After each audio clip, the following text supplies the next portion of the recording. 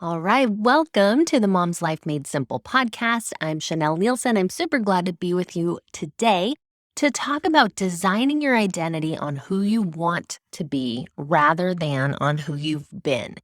And we're going to get into some great topics all about designing, intentionally deciding your identity. And this is a really great topic because your future self is a choice. You get to decide who you are in the future. And we're going to dive deep into some of the myths around identity and who you are, and some of the truths that I hope you will find really freeing and really hopeful.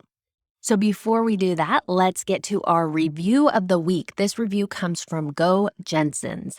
Go Jensens says, I loved Chanel's podcast on manifestation. It got my mind going crazy with excitement. I loved the experience she shared at the grocery store on how she practiced what she had been taught and what she is teaching. She truly paid with a miracle and we can all live more faithful lives too. I'm manifesting / having faith that my cruise will run as planned next weekend and all 9 of us will be healthy to go. Also, I love Stacey Julian's clipboard tip in episode 4, I believe. I do way too much for my kids, and this would truly make my mom life more simple. Now I just need to implement it. Thanks for another excellent podcast, Chanel. Well, thank you, Go Jensens. I appreciate that review. I love also hearing those specific things that stood out to you. As a podcaster, it's so nice to hear, what resonated. And I hope that as you guys listen, things are resonating with you, that they're making a difference, that you hear experiences or stories or things that I share and are inspired by them to do something different. If that is the case, I would love it if you left me a review on Apple Podcasts. So thank you to those of you who have done that already. Now, we're going to dive in and talk about designing and creating your identity. So first, we're going to go through a few different myths, a few different things you might think or you might hear around this idea of identity, of who you are. So the first myth is that you're stuck as you are, that basically you came a certain way, you're just a certain person, that's who you are, that's who you will always be. Along with this myth is the idea that you're natural at some things. Like some people are just naturally gifted musicians or naturally gifted speakers or whatever it is. And if you don't have that talent, then you never will.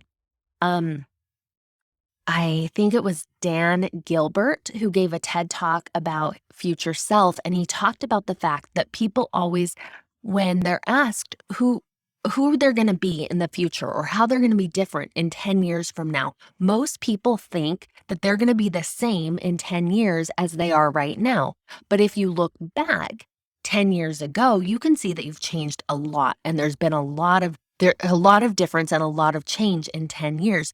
Somehow, for some reason, we have a hard time looking forward and thinking we're going to be any different. We're just like, okay, however I am now, that's how I'm going to be. But the truth is so much bigger than that. And it's actually really exciting because what it means is if you don't have a certain talent right now, if there's something that you're not good at and you think, oh, I could never do that, I'm just not blessed with that talent, that just isn't something I can do.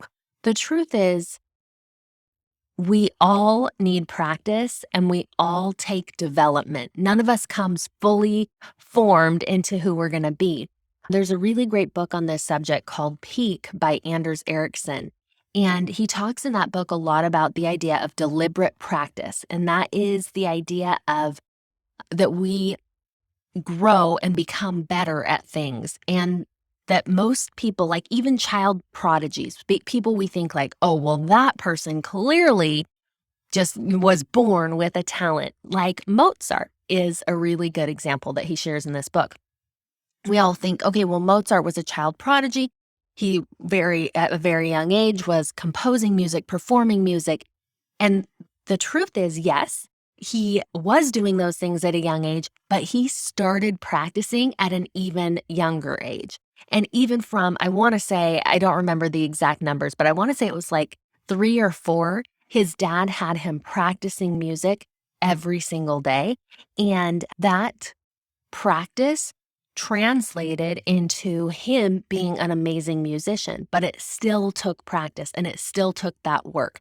Now, I will say, I don't think that everyone has the same interest and the same desire to practice everything, right? We have different things that we're interested in, but we're not stuck as we are. We can get better at different things. Erickson also did a study that he shared in this book about memorizing numbers. So he had a test subject that he had, and he wanted him to see how many random digits he could remember in a row. And he would give him a string of numbers and have this man try to memorize them. And at first he could memorize in a row pretty consistently 7. And that was it. So a typical phone number, he could remember it. But when it got to 8, 9, 10, he couldn't go any further. And so they slowly worked together. And through practicing and working with Erickson, this man eventually started winning memory competitions where he could repeat, I think it was like 85 or something like that, numbers in a row. And he did it through practice. Now, this is really powerful because it doesn't just have to do with numbers. It doesn't just have to do with musical training. It has to do with anything we want. We aren't stuck only knowing 7, only being able to repeat back 7 numbers. We aren't stuck only being able to play Mary Had a Little Lamb. If we put in the effort to grow, whether that is in our, attributes, in being more patient and kind, in being a better cook, in being a kinder wife or mother, whatever it is, we don't have to stay stuck. And that's really hopeful to me, and I hope it's hopeful to you also, because you can change and you can make progress, and it's a matter of deciding that you want to do it and then moving forward. So the second myth is that there are personality types. How many tests and quizzes have you taken that are like, okay, you're a red personality, you're an ENTJ. That's the Enneagram. I don't really know that one, but it's popular. You are, I can't think of the other words, but there are lots of personality tests out there that tell you who you are. Well, the truth is that there's no such thing scientifically and proven as a personality type. There just isn't. These tests can give us insights and they can be valuable. And if you like them, take them. That's fine. You can definitely do that and it might give you insight. However, one thing that I see, in fact, I was talking to someone lately and we were having a conversation and she was this was the first time that we met. It was over Zoom. And she was trying to tell me about herself. And she told me all her Clifton Strengths assessment and the Myers-Briggs, what her personality was on the Myers-Briggs test. And she was telling me like who she was based on these tests. And I thought that's so interesting because you could get a group of people who all tested the same, but they would all be very different people. And the reason for that is because we don't fit nice and neat into little boxes. There's no specific type of person. And what that means is even if you test as a certain personality type on a certain personality test, you're not confined to that. You still have the freedom to be who you want to be.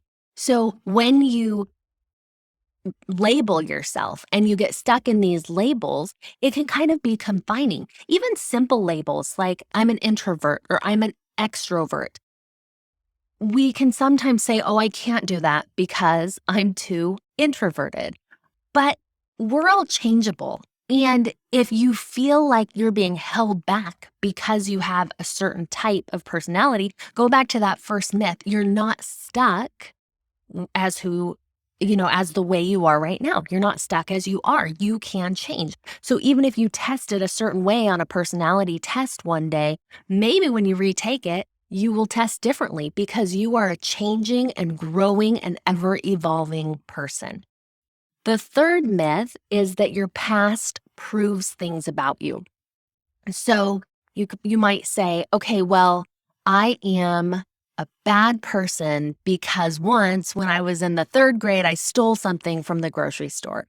And you determine who you are based on things that you've done in the past. But because we're always changing, we know that we aren't who we were.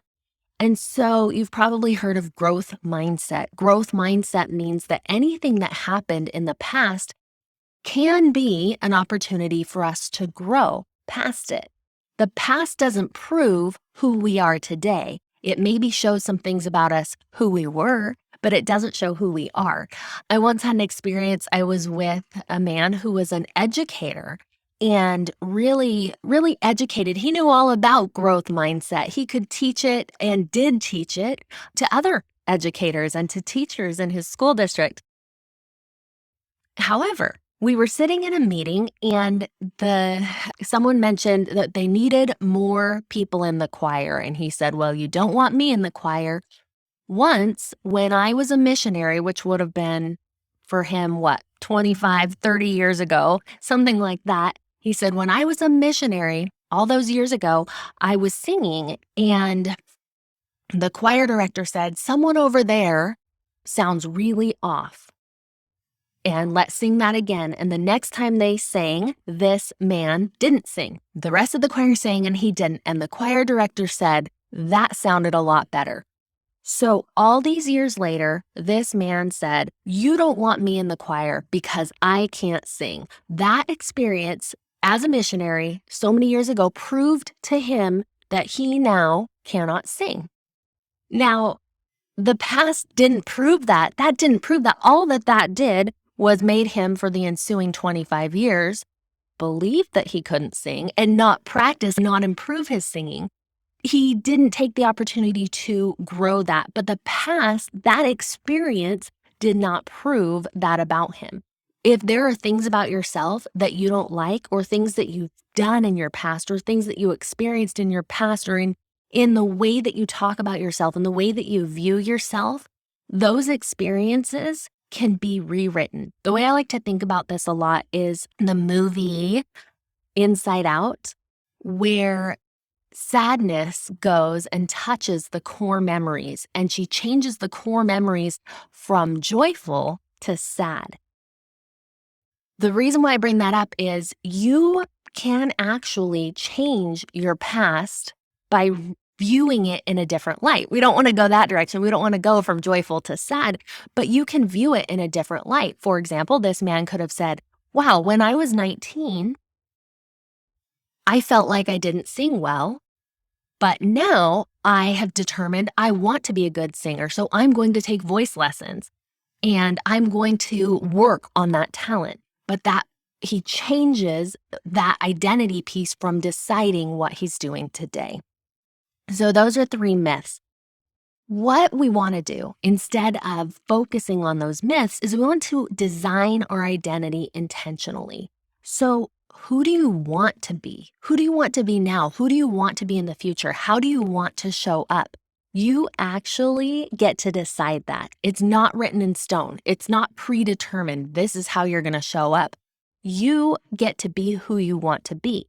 So 3 points on this. Number 1, you are the creator. You're the creator of your life. You're the creator of your day. You're the creator of your future.